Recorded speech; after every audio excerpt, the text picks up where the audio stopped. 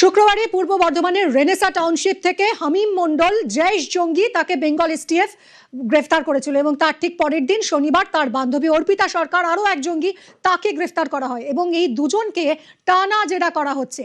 জঙ্গি যুগলের পাক লিঙ্ক পাওয়া গেছে। ভারতের স্টেশন সহ জনবহুল এলাকা কি টার্গেট করেছিল। হামিমের মোবাইলে উদ্ধার একাধিক রুট ম্যাপ। তদন্তে জেরায় আর কি কি উঠে আসছে অনুপ রয়েছে আমার সঙ্গে, আরো জানাবে। অনুপ, কিভাবে অ্যাসাইনমেন্ট দেওয়া হতো এই দুজনকে, কিভাবে তারা সেটা কমপ্লিট করতো, জেরায় আর কি কি তথ্য উঠে আসছে এখনো পর্যন্ত?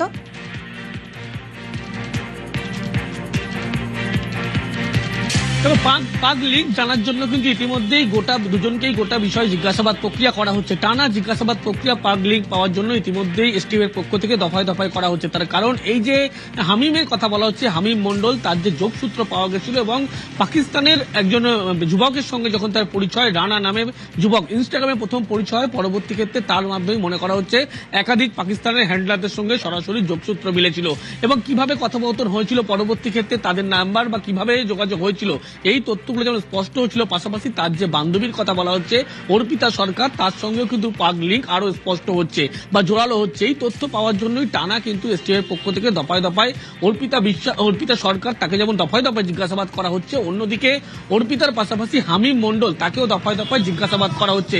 এই পাক লিঙ্ক পাওয়ার জন্যই মূলত জিজ্ঞাসাবাদ। তার কারণ হামিমের সঙ্গে প্রথম যখন যোগসূত্র বা পরিচয় যুবকের হয়েছিল ইনস্টাগ্রামের মাধ্যমে, রানা নামে যুবকের সঙ্গে যোগসূত্র, যিনি পাকিস্তানের বাসিন্দা, এই পাকিস্তানের যুবকের সঙ্গে তারপরে দীর্ঘ কথোপকথন হয়, 3 থেকে 4 মাস আগে তার যোগাযোগ হয়, তারপরে একাধিক হ্যান্ডলারদের সঙ্গে সরাসরি যোগসূত্র পেয়েছিল এবং এসটিএফ এর পক্ষ থেকে স্পষ্ট করা হয়েছিল তার যে বান্ধবীর কথা বলা হচ্ছে অর্পিতা সরকার, তার সঙ্গেও কিন্তু সরাসরি পাক লিঙ্ক যোগ পেয়েছিল এবং একাধিক হানি ট্র্যাপ থেকে শুরু করে একাধিক বিষয় সামনে এসেছিল। সেই কারণে ইতিমধ্যে বেঙ্গল এসটিএফ এর পক্ষ থেকে টানা দুজনকেই দফায় দফায়।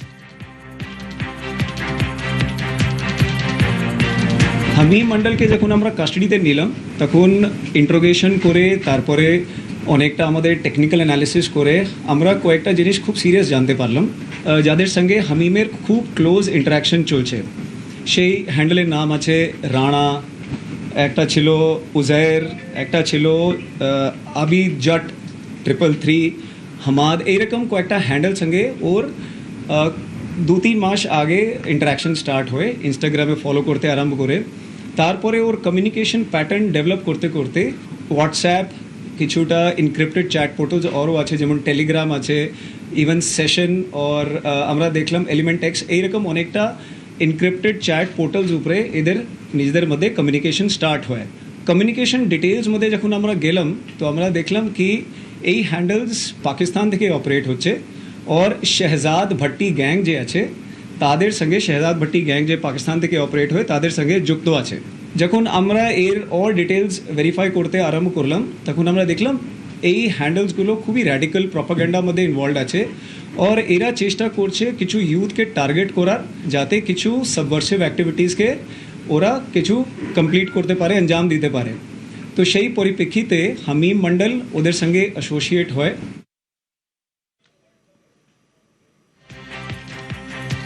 অর্পিতা হামিমের হানি ট্র্যাপের কথাও সামনে এসেছে। অর্পিতার সঙ্গেও পাকিস্তানের সরাসরি যোগ ছিল। অর্পিতার সঙ্গে কথা হতো পাক হ্যান্ডলারদের, আবিদ জাট 333, হামাদ, এইসব নামে 2 হ্যান্ডলারের সঙ্গে কথা হতো অর্পিতার। মূলত হানি ট্র্যাপ নিয়েই চ্যাট হতো এবং সেই চ্যাট তদন্তকারীদের হাতে, এরকমই এসটিএফ সূত্রে খবর।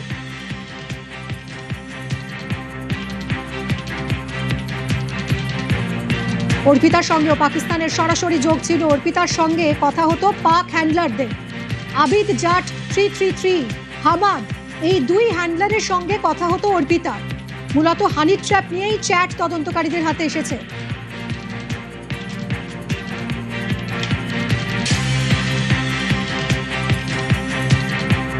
কথা বলবো অনুপের সঙ্গে। অনুপ, অর্থাৎ এই অর্পিতাকে কি হানি ট্র্যাপ হিসেবে কাজে লাগানোর চেষ্টা চলতো?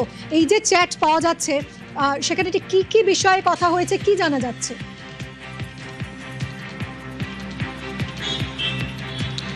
তো এসটিএফ এর পক্ষ থেকে দীর্ঘ জিজ্ঞাসাবাদে একাধিক তথ্য ইতিমধ্যেই সামনে আসছে। বলা হচ্ছে হানি ট্র্যাপের কথা বলা হচ্ছে, শুধুমাত্র যে হামিমের সঙ্গে শুধুমাত্র কথোপকথন হতো এমনটা নয়, হামিমের পাশাপাশি তার যে বান্ধবীর কথা বলা হচ্ছে তার সঙ্গে কিন্তু গোটা কথোপকথন যে হতো হানি ট্র্যাপের মাধ্যমে কিন্তু বিভিন্ন রকম তথ্য ইতিমধ্যেই সামনে এসছে এবং সেখানে দেখা যাচ্ছে দুটি হ্যান্ডেলের কথা সামনে উঠে আসছে।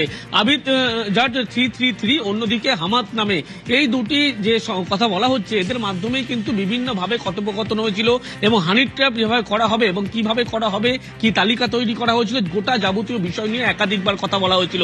কিন্তু এই যে যোগসূত্র উঠে এসেছিল পরবর্তী ক্ষেত্রে প্রথম হামিমের সঙ্গে কিন্তু রানা নামে যুবকের যে যোগসূত্র উঠে আসে তার পরবর্তী ক্ষেত্রে একাধিক যে হ্যান্ডলার যারা ছিল তাদের তথ্য পাওয়ার জন্যই রীতিমতো দফায় দফায় হামিমের পাশাপাশি তার যে বান্ধবী অর্পিতা তাকে দফায় দফায় স্টেপে জিজ্ঞাসাবাদ করা হচ্ছে। তার কারণ এই দুটি যে হ্যান্ডলারের কথা বলা হচ্ছে আবিদ জাট 333, অন্যদিকে হামাদ, তাদের মাধ্যমে কিন্তু একাধিক কথোপকথন যে হয়েছিল সেই চ্যাট ইতিমধ্যে স্টেপের পক্ষ থেকে উদ্ধার করা হয়েছে এবং সেখানে দেখা যাচ্ছে যে একাধিক হানি ট্র্যাপ বিষয় নিয়ে কিন্তু চ্যাট হয়েছিল, কথোপকথন হয়েছিল এবং দীর্ঘ এই কথোপকথন কিভাবে তারা করেছিল এবং কি মাধ্যমে কি কি পদ্ধতি মেনে হয়েছিল এই গোটা বিষয় কিন্তু জানার জন্য দফায় দফায় হামিমের পাশাপাশি তার যে বান্ধবী অর্পিতা সরকার তাকে দীর্ঘ জিজ্ঞাসাবাদ করা হচ্ছে। তার কারণ এই যে বলা হচ্ছে শুধুমাত্র দুজন হ্যান্ডলারের কথা বলা হচ্ছে, এই দুজন হ্যান্ডলার নয় আরো বেশ কয়েকজন নাম কিন্তু উঠে আসতে পারে।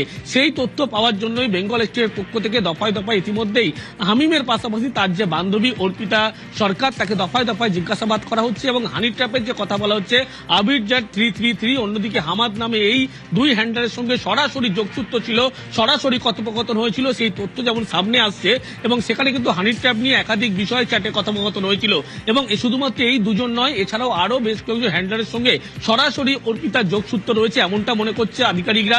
সেই কারণে বেঙ্গল স্টেটের পক্ষ থেকে হামিমের পাশাপাশি তার বান্ধবী তাকেও দীর্ঘ জিজ্ঞাসাবাদ করা হচ্ছে বেঙ্গল স্টেটের পক্ষ থেকে।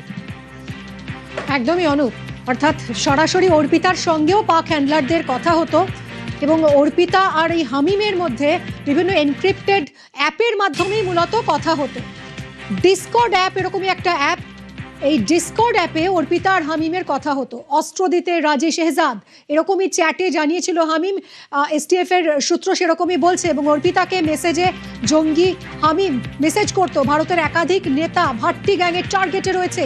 চ্যাট বক্সে এইরকমই সব কথা হয়েছে, ব্লুপ্রিন্ট তৈরি হয়েছে অপরাধের। সূত্র এসটিএফ এর সূত্রে সেই খবরই পাওয়া যাচ্ছে। সোশ্যাল মিডিয়ায় অর্পিতার একাধিক ফেক অ্যাকাউন্ট রয়েছে, হানি ট্র্যাপ করে টার্গেট করত জঙ্গি গোষ্ঠী। চক্রের মূল উদ্দেশ্য অস্ত্র জোগাড়, অপহরণ এবং খুন। এসটিএফ এর তদন্তে এমনই উঠে আসছে। বিভিন্ন অ্যাপে যোগাযোগ চলতো হামিমের সঙ্গে অর্পিতার এবং পাশাপাশি এদের দুজনের সঙ্গে বিভিন্ন সন্ত্রাসবাদী গোষ্ঠীর। যেমনটা তদন্তকারীরা তদন্তে নেমে এখনো পর্যন্ত জানতে পেরেছেন, হামিম এবং অর্পিতা নিজেদের মধ্যে তাদের পরিচয় হয়েছিল ইনস্টাগ্রাম এবং পরবর্তীতে তাদের যে যোগাযোগ, তাদের এই কনফিডেন্সিয়াল কমিউনিকেশন তারা ডিসকর্ড অ্যাপের মাধ্যমে তারা ব্যবহার করতেন, সেই ডিসকর্ড অ্যাপকে, যাতে তারা তাদের মধ্যে সেই যোগাযোগ রাখতে পারে। কিভাবে হানি ট্র্যাপ করা হবে, কিভাবে তাদের এই গোটা বিষয়টাকে এগিয়ে নিয়ে যেতে হবে, কিভাবে এই শাহজাদ ভাট্টি সহ তার অ্যাসোসিয়েটরা অস্ত্র পাঠাতে পারে, সেই সমস্ত কমিউনিকেশনের হদিশ ডিসকর্ড অ্যাপে পেয়েছেন তদন্তকারীরা। তবে এই কমিউনিটি বেসড অ্যাপ, যা মূলত ভারতবর্ষে গেমিং কমিউনিটির মধ্যে ব্যবহারের বহুল প্রচলন রয়েছে, সেই অ্যাপকে এইভাবে ব্যবহার করা আদতে কতটা সুরক্ষিত সেই বিষয়টাও তদন্তকারীরা খতিয়ে দেখছেন। পাশাপাশি বিভিন্ন ক্ষেত্রে তারা যখন এই সন্ত্রাসবাদীদের সঙ্গে যোগাযোগ করতেন, সেক্ষেত্রে শুধুমাত্র হামিম নয়, পাশাপাশি অর্পিতা নিজেও সরাসরি যে তাদের সঙ্গে যোগাযোগ করেছেন সেই তথ্য প্রমাণও তদন্তকারীরা পেয়েছেন, তেমনটাই গতকাল জানিয়েছিলেন এসটিএফ এর আইজি গৌরব শর্মা। ক্যামেরায় দীপক দাসের সঙ্গে সান্নিক ঘোষ, নিউজ 18 বাংলা, কলকাতা।